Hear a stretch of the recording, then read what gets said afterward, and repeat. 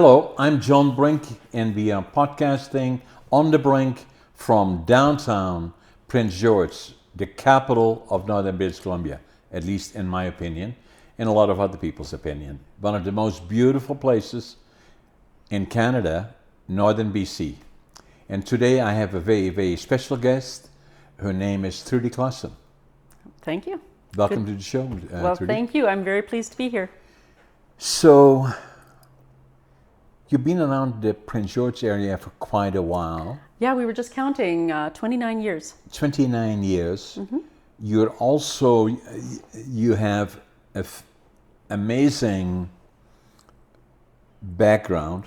I looked at your CTV and, my God, you have a lot. You're a city councillor. I am. I'm brand new. First term. First term. You were elected in October. Yep. And so, how do you like it so far? Well, like I was saying to Scott earlier, I don't know what it says about me, but I absolutely love it. Yeah. It's frustrating, and sometimes it feels like, okay, we're getting nothing done. How do you get something done? But I'm really enjoying the whole thing, the whole learning thing, like all the things that there are to learn, and the challenges of being in politics and working together with a very diverse group of 9 people. Yeah, and we'll talk about this a lot more, but initially what I'm going to say, your background is being involved in culture and in communities is very much part of who you are. Yes, very much so. And so the other part about that is interesting to me is, tell me a little bit about your family. You have 6 children. Yes. And then your husband, he is a logger. Yes. Or was a logger, maybe still is. Yeah, he's still in the logging industry. Okay, so tell me a little bit about where did you come from, meaning before you came here, and then we'll kind of start from there. Well, I probably, like many people who have ended up in Prince George, we came for a few years, but we came from, how would I say this? We came from a community that was very closed, that was very considered anybody that was not part of our community outsiders. We called them Englische. Englischer is the... Is that the Mennonite community? That is the very conservative Old Colony Mennonite community. And you call them Old Colony, and again, as I said to you before we started that, and you said that's okay, you can talk about anything. Yeah. And then what I also told you is that my wife Sharon, we've been together for about 40 years, and her mom was, unfortunately, she passed away at a good old age of mid-90s. She grew up Mennonite, and her family initially from the Winnipeg area, Yes. not known for the Mennonite culture, and then amazingly her dad was a Mormon. That's a very interesting combination. It would. I would say. And then, so to just talk about the Mennonites, I've always been very interested in, because I grew up in Holland, and and then deep history for the Mennonites in Holland, Yes. going back to the 1500s, 1600s, 1700s. The conservative Mennonites, correct me if I'm wrong, have a background in Russia. Yes. And then so came way back after the Reformation. Yeah. They were, trying to settle in. I mean, there was so much upheaval in Holland and northern Germany and all of Europe during that time. And I mean, from the perspective that I was taught growing up in my Old Colony Mennonite community, was because of the persecution, they wanted to leave and find a different place to go. And then Catherine the Great invited them to come to Russia, or to Prussia at the time. Right. And Catherine the Great was herself a German princess. Right. And that's sort of how that came about. They needed somebody to come and farm the land in that area, what is now the in the Ukraine, and that's how a lot of the the Mennonites at that time emigrated to Russia. Yeah. And then what happened is that, again, not uncommon to many others, is that they were respectfully, in a positive way, different. They were from very different. other people because Yes. they were close. Yes. And therefore, they were shunned a lot of times. But they weren't closed initially. No. See, when they were still in Holland, they were very much outward looking. Right. The Mennonites were not uneducated. They were part of the educated class. Right. I mean, in order to challenge the status quo, and especially in the way they tried to do it. I mean, Menno Simons himself was a Catholic priest. Yeah, and that was Simon. Menno Simons. Menno Simon was the founder of the Mennonite faith. Mennonites. Yes. But he really was a Catholic. Yes. Initially, and he was not happy with the things that were happening. Yes. And he drifted away from that. Yes. More to the, correct me if I'm wrong, is to the Protestant side Yes. of things that includes with Luther and those individuals in the 1600s. Yes, there were so many schisms at the time, and so many different sects came out of that. Right. But what sort of separated the Mennonites from the Lutherans was the belief that no child should be an automatic member of the church. They should Right. be able to. We called it believers' baptism. They should enter the church as adults.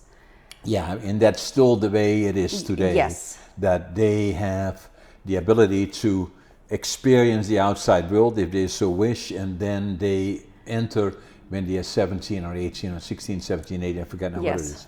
And the other thing that I find interesting is that I think Menno Simon came from Friesland, Yes, he the did. province Friesland in Yes. Holland. What is unique about that, because I was born in the province Groningen. Okay. Friesland is here, Groningen Yes. is here. Other things that a lot of people may find interesting is that if we look at Holland, very compact country, but there is 11 provinces.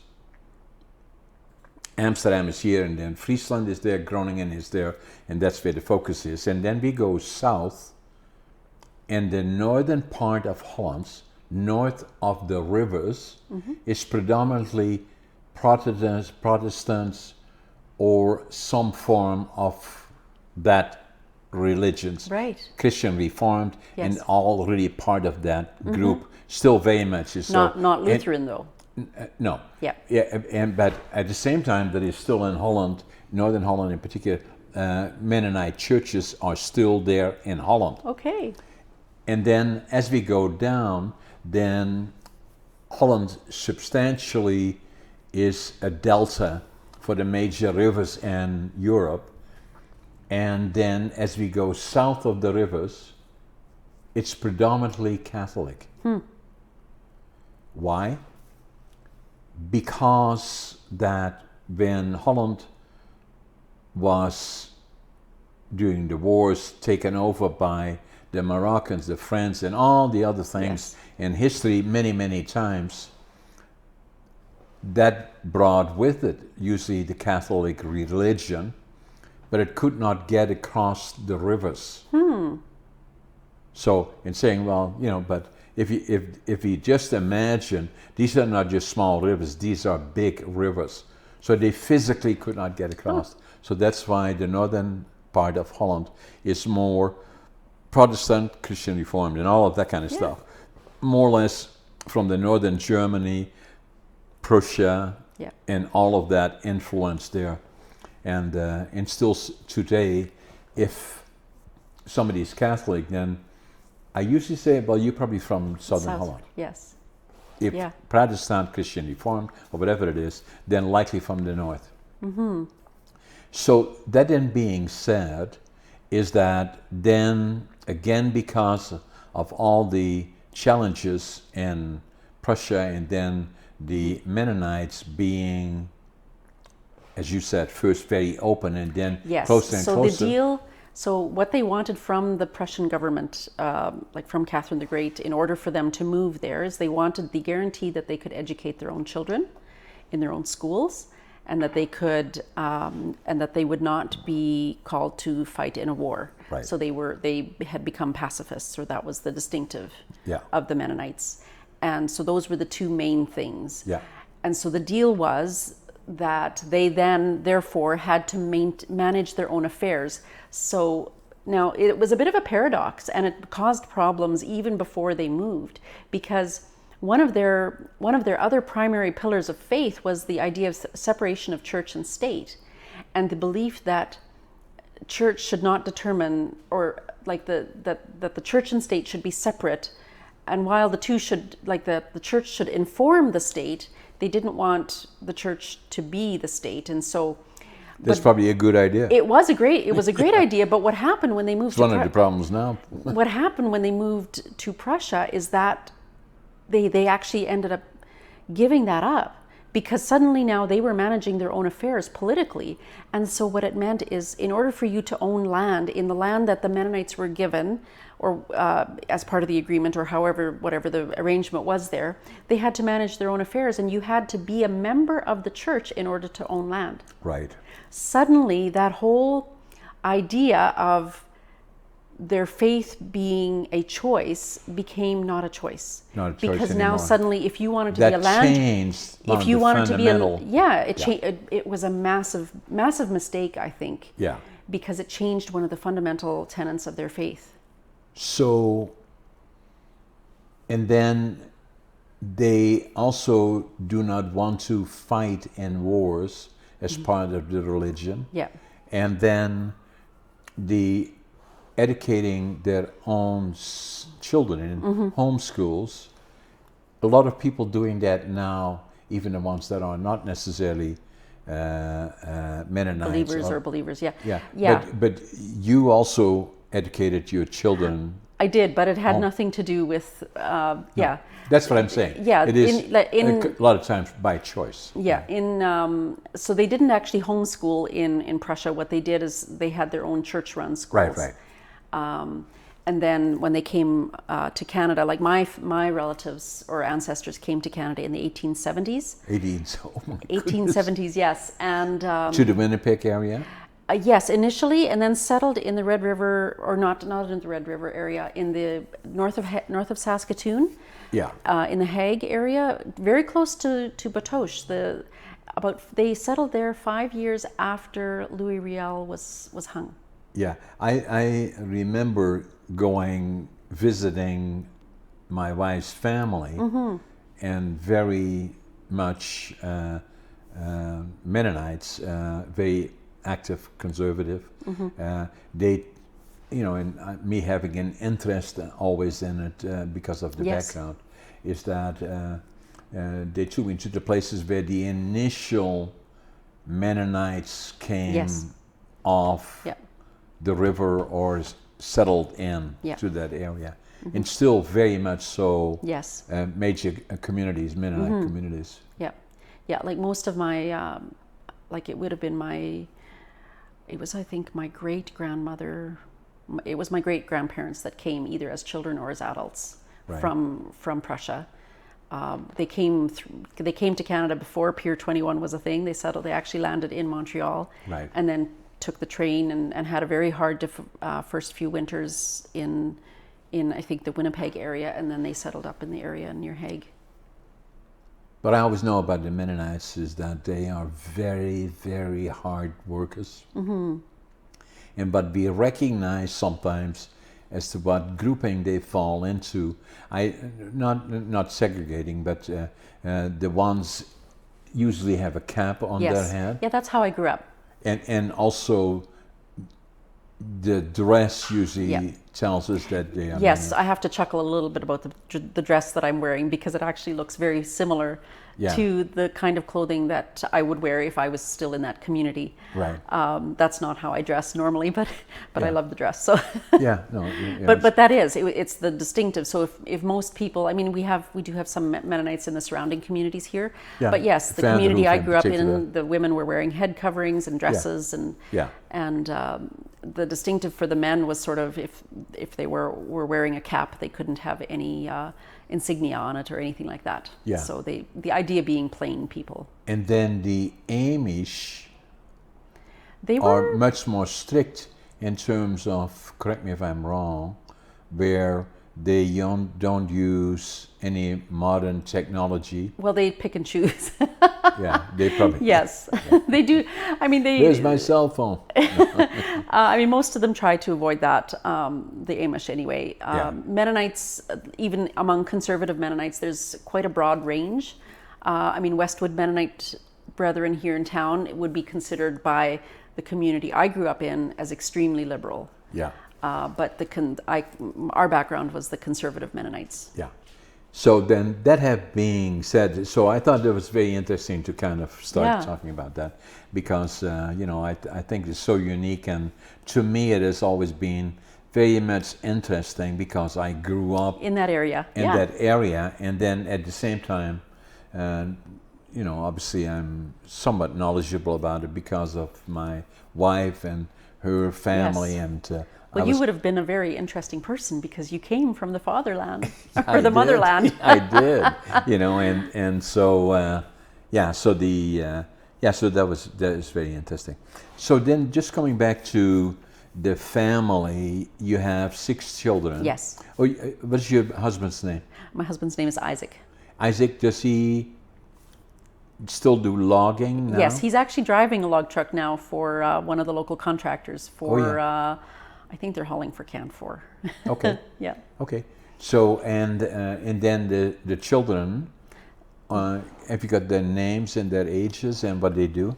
Our oldest son is Jason, and he and his wife are digital nomads, which is something very interesting. I mean, they're making their money. They're supporting themselves through a blog that our daughter-in-law has developed, and they are spending a lot of time, most of their time right now in Eastern Europe. Eastern Europe. Yes, and our son is a trained machinist. Okay. He has his red seal, but they're off gallivanting the world. Beautiful. Yes, yeah. So and, that's your old. How old is he? 34, I think. And then the next one. The next one, that's our daughter who passed away in 2006. Oh. She was just short of 16. Okay. So obviously that's the end of her life, but she Right. was very vivacious, and I just remember thinking when she died, I mean, she died suddenly, and I'm able to talk about it now without always tearing up, but Yeah.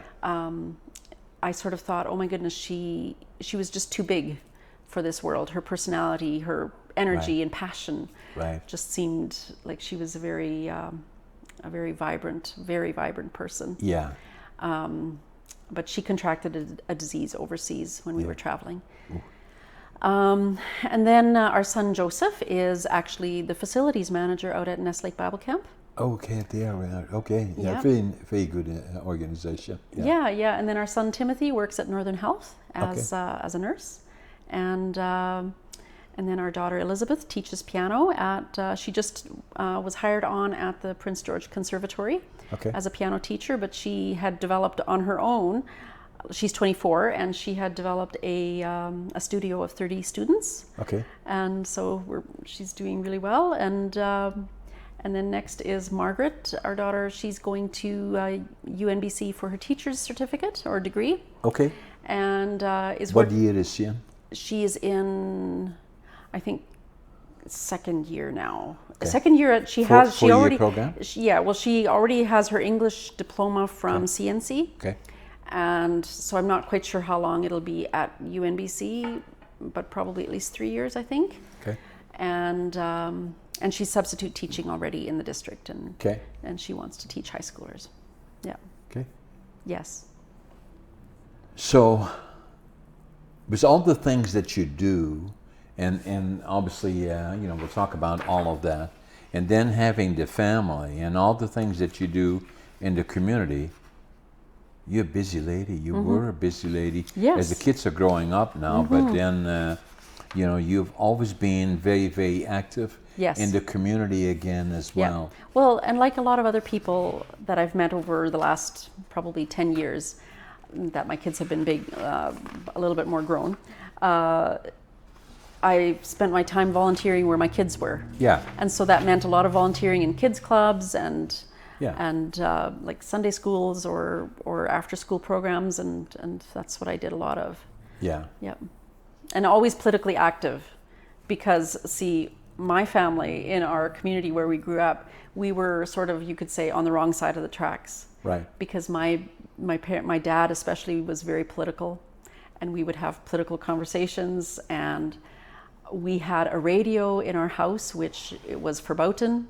Nobody was supposed to have a radio, and but we did, and my parents regularly got into trouble with the church for having it, but we did, and so that was sort of my growing up, and so and then on my mom's side as well, they're also quite political.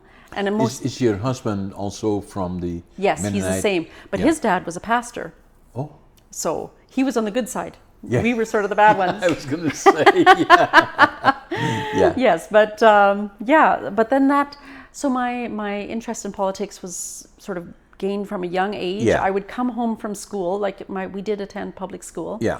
Because the Mennonites were not allowed to have their own schools. I think it happened during either during the First or Second World War. I think first. And so there was a lot of pressure to send them to public school, and so that's what they did. And so as a result, I also went to public school. And I remember coming home just all excited about the things that I was being taught.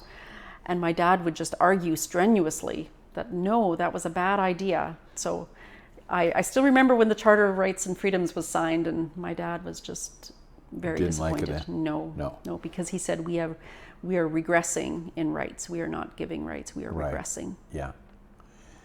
So, and then you did a lot of other things in the community. You've been involved in public speaking. Tell us a little bit about that part. Do you mean like my involvement in speech arts? Yeah. Or okay, yeah. Well, I mean that came about because of my children and the need to, or just the love of literature. I mean, I'm a almost compulsive reader, so I love to read, and the Speech Arts and Drama Festival Association here in town puts on a festival every spring. Yeah. And kids have lessons throughout the years. So one of our friends introduced me to that, and so I became involved, of course, because I like to keep busy. I figured that out. Yeah. I'm not one for being bored. No, you're active. Yes, and I believe strongly in the power of literature, and especially historic. New as well as, of course, because it's new and relevant. Speaking to the issues of today, but classical literature, especially, like it also speaks to today because it's and you find out the more and more you explore literature and read historical. Like, for instance, Barchester Towers, written by Anthony Trollope in, the 1800s? He's writing, there's a conversation in his book where and this is the kind of stuff that I've learned, I was exposed to through the speech arts program, is they're having an argument or a discussion about how people will believe anything that's in print these days. And the whole conversation sounded like a conversation that we would now have about Twitter or about social media. And that is 1800s. And that is like 1800s. Yeah. So it's like, it's Amazing, really grounding. Yeah. And it's important, I think, really important that that we have a good grounding in that, just to know that, we're not that special and we're that new. Right. So, and then you did more in the community. Tell us a little bit more about. So as our kids were growing up, and I knew that, okay, I cannot just stay at home and do gardening. It was just not your nature, right? No. I knew, like, I got married at 17, right? Yeah. And so I had sort of my little discussion with God at the time was, God, if I'm getting married, I'm going to have children, I want to raise those children myself. So that means I'm not going to be in the workforce for quite some time. And so whatever, but I want to do something after. And so the do something after turned out to be politics. And so I ran for school district 57 trustee in 2018. Yeah. I was unsuccessful. I was not successful. I came within 400 votes. Okay. And everybody said, well, you have to get your name out there. Yeah. And get name recognition, right? And I guess I did. I spent the next 4 years writing for the Prince George Citizen. I wrote a column once, twice, or 3 times a month. Yeah. And on any topic, or on any topic, yes. I wrote on, and with the goal, and maybe because of the community that I grew up in, and how my place within it, I grew up with sort of feet in both worlds, because on the one hand, I was Old Colony Mennonite and trying to stay at least on decent terms with my community, because they were my friends and our neighbors. But then on the other hand, there was the outside world.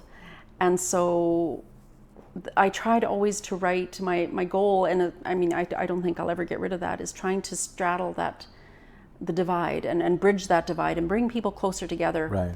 Because really, all of us, it doesn't hardly matter who we are. There's more things that we agree on than what we disagree on. Exactly, yeah. And so that, and I think partly because of how I grew up, that has always been very important to me. Like, no, we agree on more things than we disagree. So how long did you write for the... About 4 years. And then, what well, else and then did I you... ran for city council, and when I was successful, I was First told... First time that you ran? Yeah. And you were successful? I was successful. So and how did you find the political battle to run for a council position? I found it a lot of fun. I mean, just... what I did for my campaign, and I'll tell this to anyone because I think it's important to do this, is I chose to knock on doors. Yeah. So I went door to door, and I think I probably knocked on 2,500 doors. That's good. And it was businesses that I went to.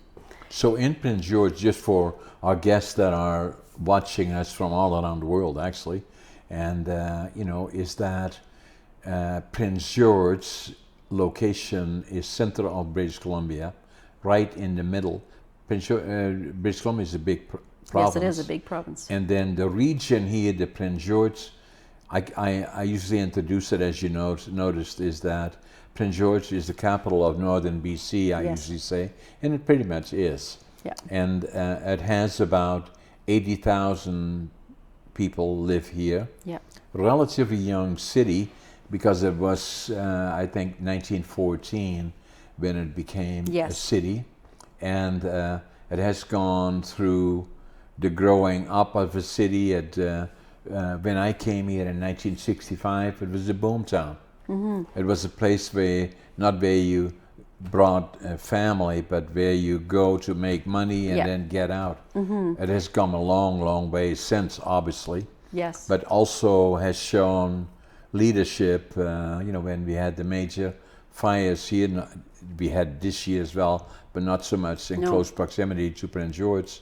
But when we had the major fires south of Prince George and west of Prince George in 2017-18, I believe it was, Prince George took a leadership role in the region, helping the people that were displaced by very much so. And affected by, and it has pretty much taken that role on as leading and acting like a leadership region. Yeah, and I mean, part of that story is the creation of UNBC, realizing that, we need to have a northern university, and that happened. And then, and when we had that doctor shortage, when was that? In 2010? 10 years ago or so, 10, 15 years ago. I mean, I think it's probably worse now almost, so it might be time for another. We had that rally where 7,000 residents, like we packed out. Came to CNC and we packed out that arena, and we actually accomplished something out of that. And the Northern University was unique because so many people signed up, and I was put in their $5. Yes. Yeah, in the university, and I was involved politically then. Mm-hmm. I was writing president, since 1983 till about 2000, and.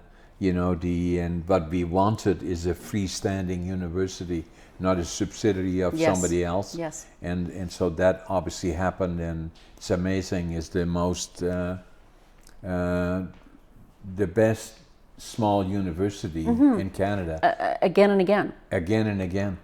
And then we have the College of New Caledonia as well, that has been doing a fantastic job, not only in the Prince George region, but in the entire northern region. Yeah, it's quite remarkable. Yeah, amazing, right? Yeah. And then the city of Prince George has 9 councillors. 8 councillors, 1 mayor. Yeah, so 9 elected individuals that make up the council. The one is the mayor, and then major. There was a new mayor elected at the same time you were, Simon Hugh, and I've known Simon for many years, and it's interesting because Prince George has gone through a lot of challenges. Yes. And positive ones in a lot of cases, and where there was a lot of growth. Other times, obviously, COVID comes to mind, the fires come to mind, and then obviously now is that a lot of sawmills are closing down, and we're losing jobs, and kind of looking forward to how do we stimulate entrepreneurship and get investment in the community and in the region, and so. There are a lot of challenges happening right now. And I think like our challenges aren't unique to us, but any solutions that we try have to be unique, because we are. I heard someone say this just a little while ago, that really it is quite remarkable what we've done. They had friends coming from out of town and drove the 8 hours to get here, and they went in the middle of sort of this vast wilderness is this modern city. And the person who was telling me this said this is actually quite remarkable. Like we forget that really it is quite remarkable what we have here. Yeah. But also it does give us those, even though, like for instance, the issue, the problem of our unhoused population and the lack of mental health and addiction services, all of that, those problems are felt throughout Canada, right. But our situation is unique in that we're a bit of a catch basin for we're a centralized service place, and so our solutions also have to be unique. And I think that is the big work for our council. I ran on a platform of increasing business opportunity and our economic growth, but again and again, the situation that we have with our downtown came up when I was on the campaign trail. Well, and especially last week, right, when yes. We had this explosion on 6th and a couple of blocks away from here, actually. And I hope the one person that got seriously hurt, that she's still in Vancouver, I presume. Yes, and that's what I heard too. So hopefully she will recover from that. So there are major challenges for the city and for city council in the obvious areas, but the other one is that how do we attract more investment in the region, and then how do we further expand our university, our colleges, and I've been advocating that we need a center of excellence. I was quite involved in the College of New Caledonia. That's why my name is on the building, the John A. Brain Trace and Technology. Sorry, Trace and Technology Center. Because I did that about 30 years ago or so, I think, 25 years. And I believe it is not the lack of capital, it's not the lack of resources that we have, it's not the transportation infrastructure, because we have all of that, it's not entrepreneurship, it's not location of markets. No. It is, at the end of the day, it will be finding the skill sets that you need in a company. We fight with that constantly. We cannot find the skill sets. And I think still that we need to build further on the trades and technology on the college, but virtually put together an infrastructure like BCIT that we have down the coast. The other thing that a lot of people forget, probably 80% of the GDP of the province, the gross domestic product, comes from northern here. BC. Yes. Not all that long ago, actually, BCIT, beautiful organization. I did a presentation about 3, 4, or 5 months ago, and I when I was at BCIT, I look around and all they got is buildings, a massive. I think they have something like 40,000 students, and I had a hard time finding the right place, and you know, and then just recently that some of the major companies, Canfor, West Fraser, Interfor, I think, contribute about $25,000 or so towards building, making an investment of $250 million in BCIT. Mm-hmm. I'm troubled by that in a way. I'm not saying that they shouldn't, but the jobs are up here. Should be here. We should be investing in the Center of Excellence. I already committed $1 million to the investment. Okay, through CNC or through both CNC and UNBC, or how? Both. Through both. Okay, so what are you hoping to? What are you hoping will happen with that? Well, what I'm hoping it will help is stimulate politicians being more proactive in saying we need a center of excellence. Mm-hmm. I call it a center of excellence because what it means is that the shortage that we will have is the skill sets. We just don't have enough coming from CNC, but we need the people that, as the industries are changing, mm-hmm. technology is changing, and all the new robotics and computerized, yep. and all of that kind of stuff is changing, and we need to have the skill sets here, mm-hmm. or attract the skill sets here to work in those kind of facilities. And then if you look at today's skill sets in the sawmills that are still remaining, pulp mills, that a great percentage of the workers will be retiring in the next 10, 15, 20 years. Mm-hmm. So we, our company, we employ about 400 people. Mm-hmm. Our struggle constantly is finding skill sets. Has been for the 50 years that I had the company. Wow. And so that's in particular where I think the city should be more proactive. In encouraging.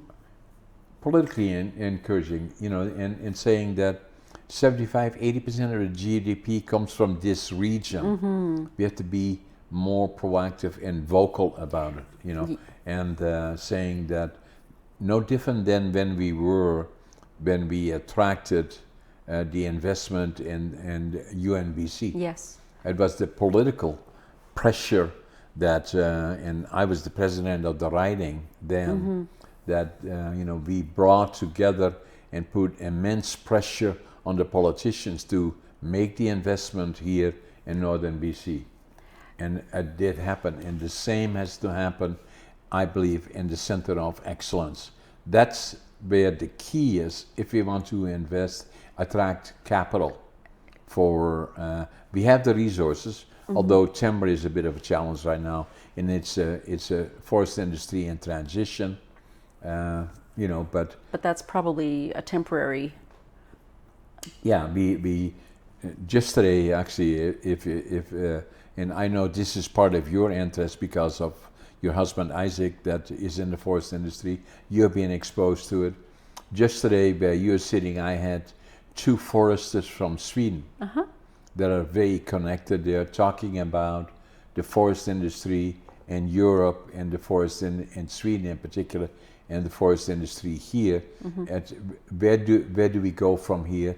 I've done a number of programs, BC Forest Industry in Transition, mm-hmm. and but I believe that the city and the council can be should be more proactive in getting their messages out there, and by having business people make presentations to council. In an open setting, so and say, where are the opportunities? What do we do? What should it look like? And bring in people that have been here for a long time, have invested in the community, and have challenges. What are they? What can we do about it as a city? We've had just in my short time in office, we have had a few of those meetings, and I always think that it would be good to have more because when businesses are having challenges that it is within the purview of government to solve. I mean, that is the role. That is the role of government. I'll give you an example. How many people of the forest industry have made presentations to council since you were there? Oh, well, we've had, because of Canfor's layoffs, we actually have a number of them, but not everybody was there, certainly. I think we've had, of the forest, well, we've had at least, probably at least 4 from Canfor, but that was partly because of the layoffs. One complete one where all of council was. And we've had a few business associations, but we haven't had one from Brink Industries. No, nobody asked me. So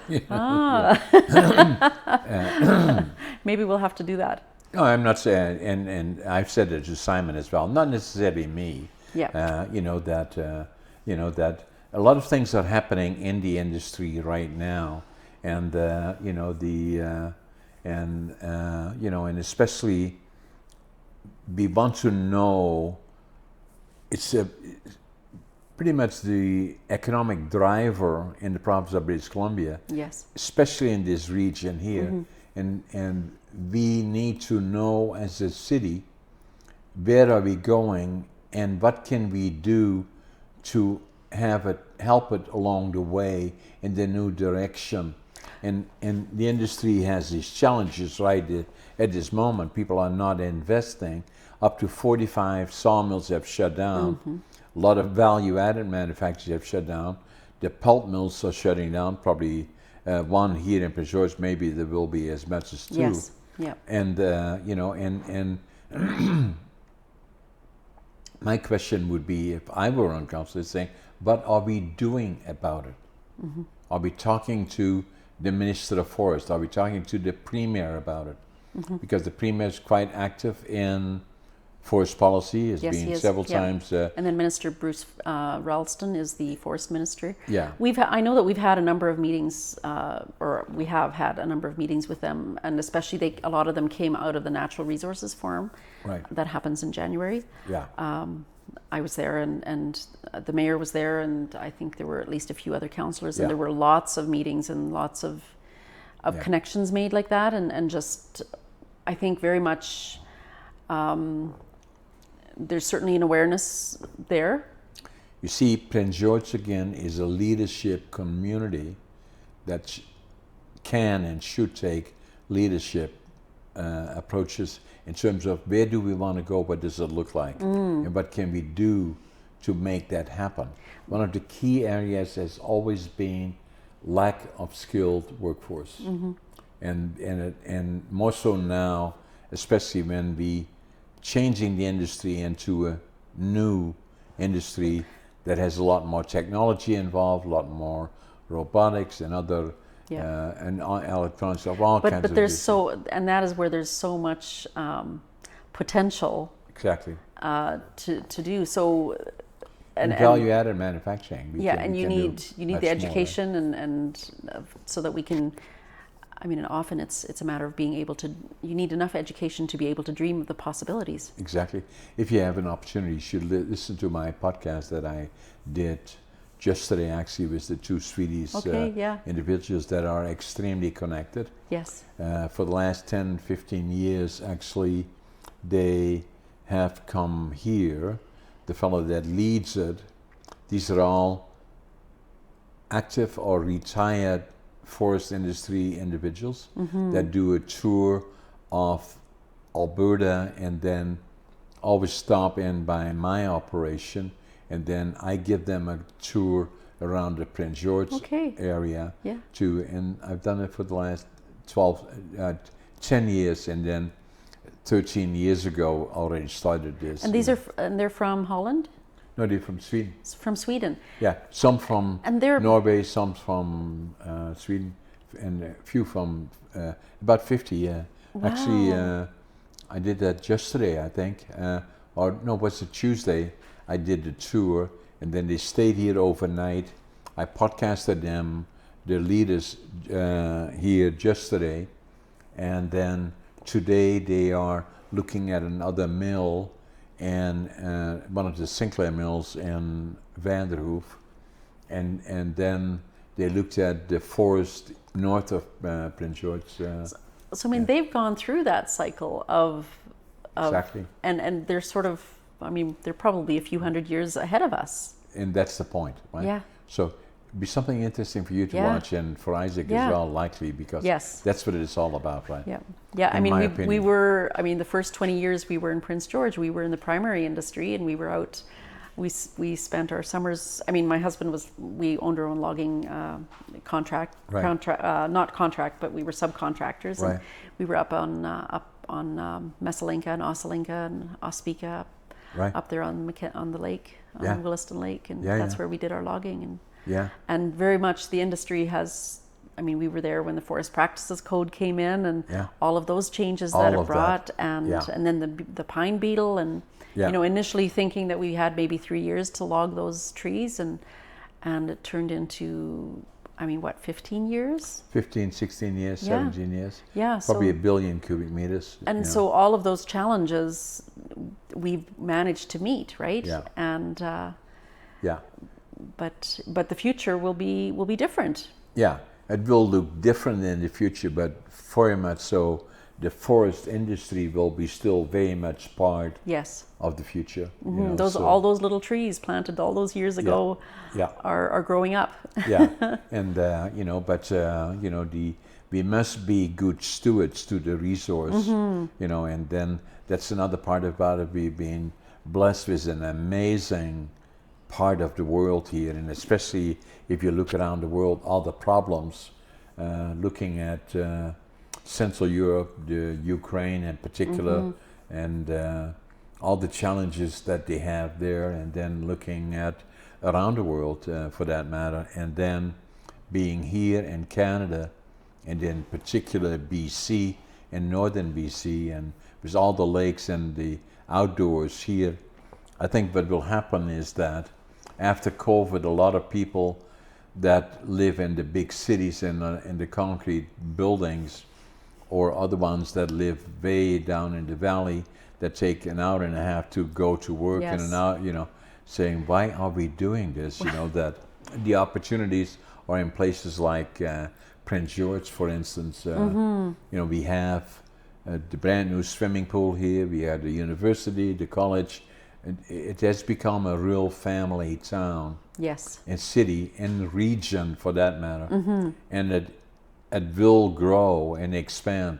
But I've always said is that in the 60 years I lived here, nearly 60 years,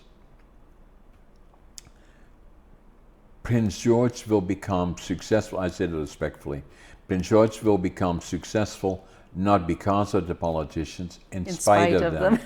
You know, so, and no offense taken. No, but at the same time, I've always been very proactive in the community. Always have been. No, I think because it's part of my culture. Yes, and I think, I mean, my idea of government, I mean, especially because I came from sort of an anti-government perspective, so I've had to really work out, okay, what is the role of government? And the role of government is to do for the citizens what they cannot do for themselves, in the sense of organizing things that, like building roads that wouldn't be practical, infrastructure, all of those things, right? So it's a very basic thing, and yet there is a leadership role. And I think that is something, and your ideas about education and the center of excellence, like that's one of those areas that the city can, it doesn't mean that we that the city builds this thing, but No. this institution, but The that funding. but that we are active in promoting it and getting it to happen.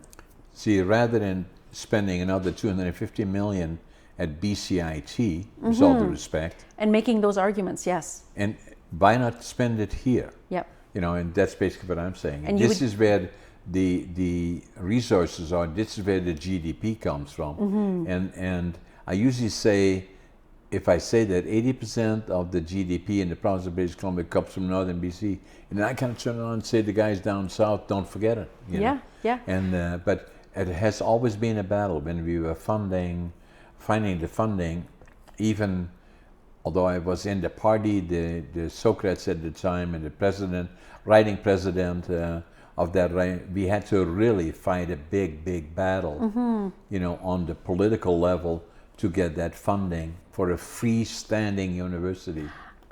And it changed all of northern BC. Oh, it totally did. And it's a little bit frustrating just knowing that, like, wondering, why is that so difficult? Like, why do we, like, all of us, there's so many people who we know that live, like in our case, in the Lower Mainland, that would like to have a little bit more space, a little bit more of the outdoors and accessibility and a little bit less traffic.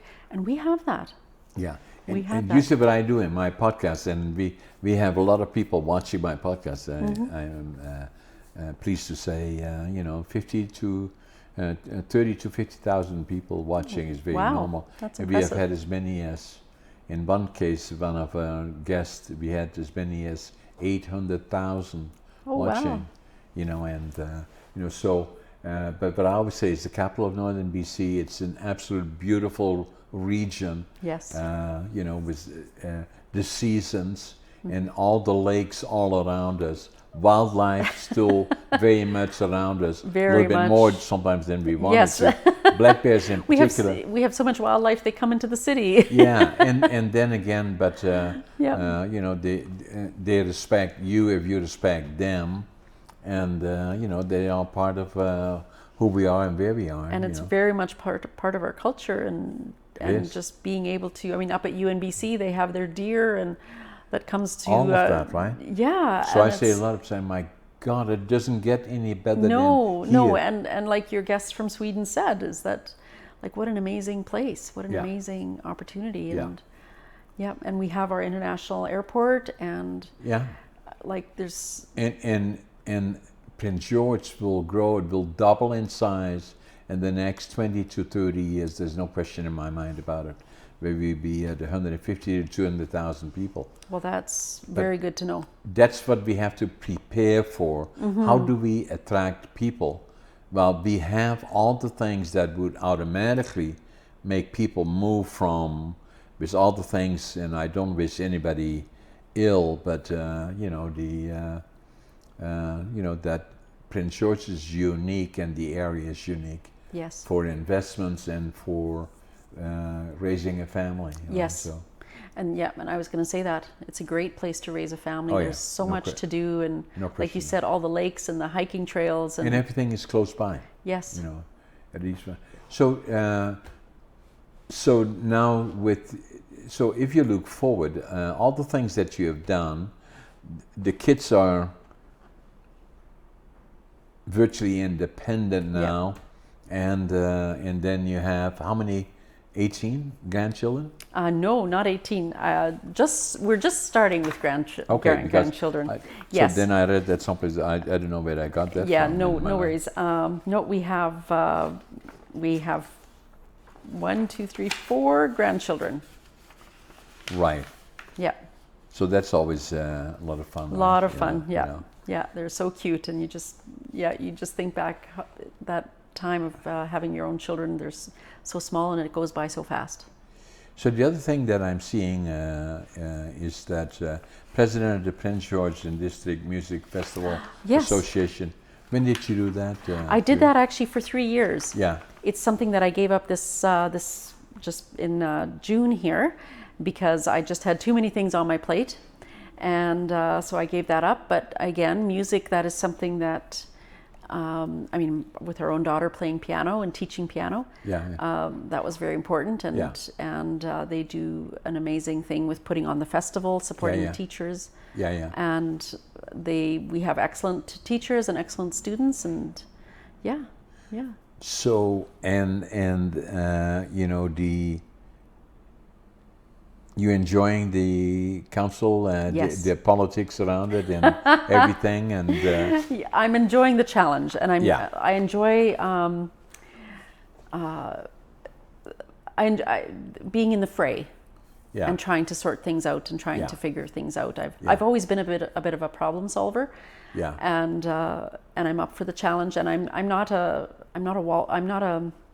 don't wilt very easily. No. So, and apparently that's good for politics. So. No, that is so the they have I believe they have a very good council. Yes. Very balanced in a way. Simon is. It's new for Simon a little bit because he still is an engineer. Yes. But had his own company and. It's a big change, right? Because for when you're running your own company, you are the you get to run the shots. I mean, you know that, and so on council it's very different. We have 8 councillors, and you need. And so a council of 9, and so you need 5 votes in order to get anything done. So it's a challenge for everyone to get used. And Simon is so different. Like he's someone that he's not bureaucratic. He's more visionary.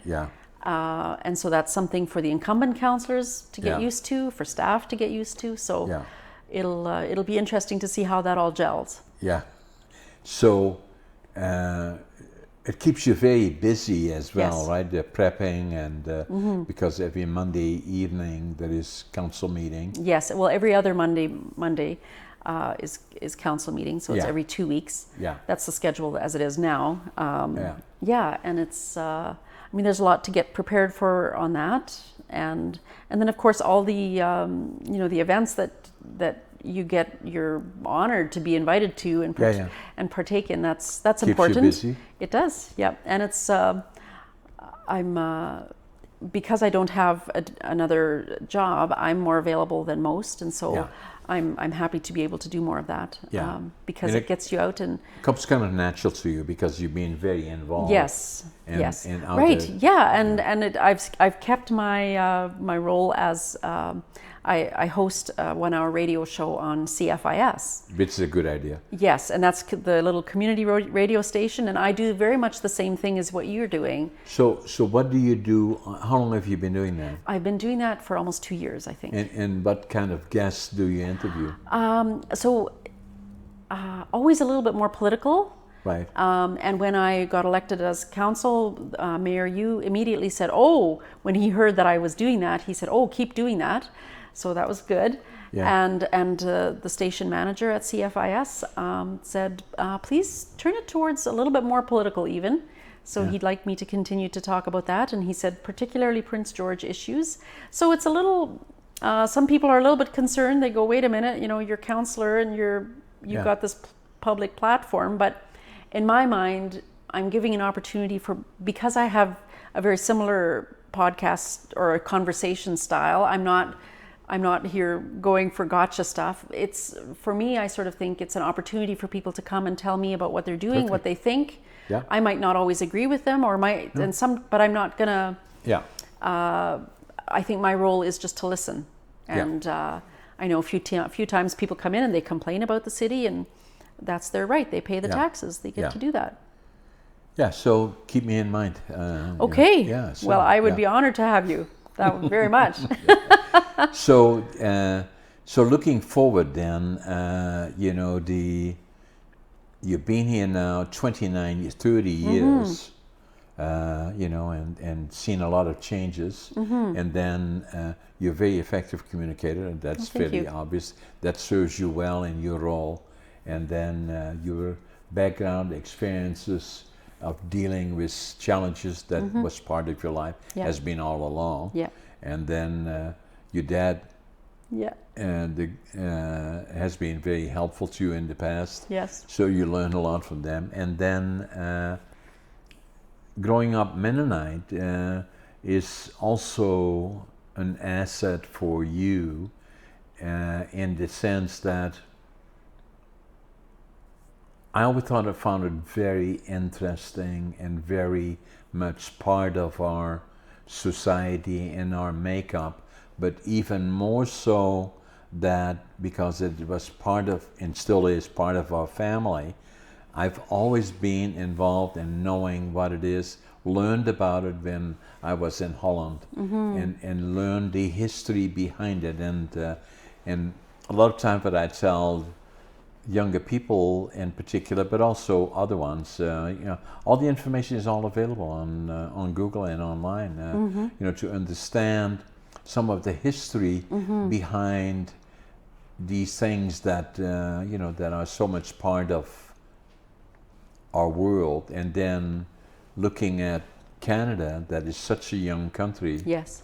And a mosaic really of the different backgrounds and whatever that may be, from a religious perspective, political perspective, or just from other countries, is amazing and makes us so unique as a country. And it's really interesting, especially Prince George, like because we're such a small town, and we do come from such diverse backgrounds, and just how that has, like, really it's quite remarkable that we're as peaceful and that we are able to live together peacefully, because we've often been enemies historically, right? And yet here we are living together and making it work. And that's what I always found, when amazingly, and when I grew up in northern Holland, a lot of people,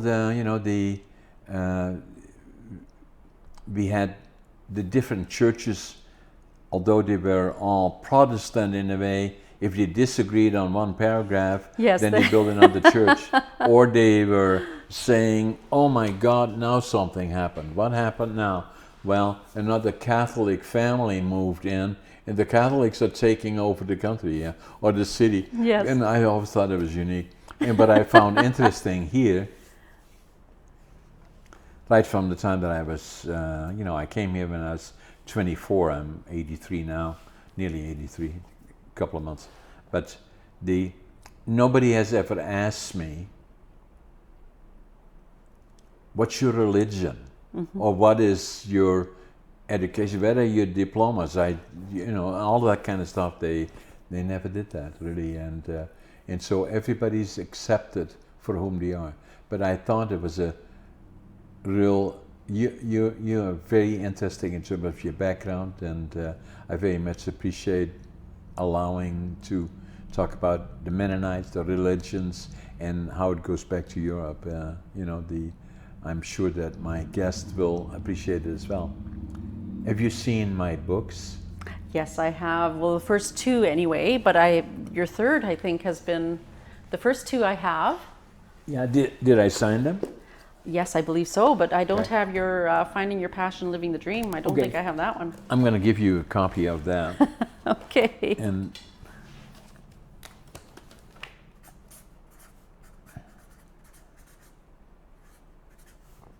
I really enjoyed your Against All Odds, and just your story of how you did. So many odds stacked against you. I think that's an incredibly inspiring story, and especially needed for this day and age.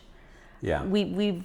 Because we've been so rich and have benefited so much from the hard work of our parents and ourselves as well, depending on what age you are, we've come to a little bit take it for granted and not realizing how much hard work success takes. Yeah. And making your mark. And that has been very much the one of this book as well. Against All Odds. It's not hurrah, hurrah, John, how successful he is. It's not about that. Yeah. It's about in spite of it all and the hard work. And then the other one, the ADHD. That's ADHD, yeah. I don't think I've read that one, yeah. Have you read this? No, I don't think I have. Okay, I'm going to get you a copy of that. I'm ADHD, and I call it a superpower. Yeah, I think it is. Yeah. You have to learn how to control it. Yeah, and so, but I only found out that I had it, when I went to one of the bookstores And when I was 57, here in Prince George, and I picked up this book, and I opened it and I said, not this one, but it said, ADHD, oh my God, that's me. Ha! And then I wrote in it in Dutch. Now I finally know who I am, so. But I was not very successful in school. I failed grade 3. No, I can't. I failed grade 7 3 times. Yes. Trudy. Well, thank you. Thank you very much. Thank you for being my guest. Thank you for asking me. Thank you. My pleasure.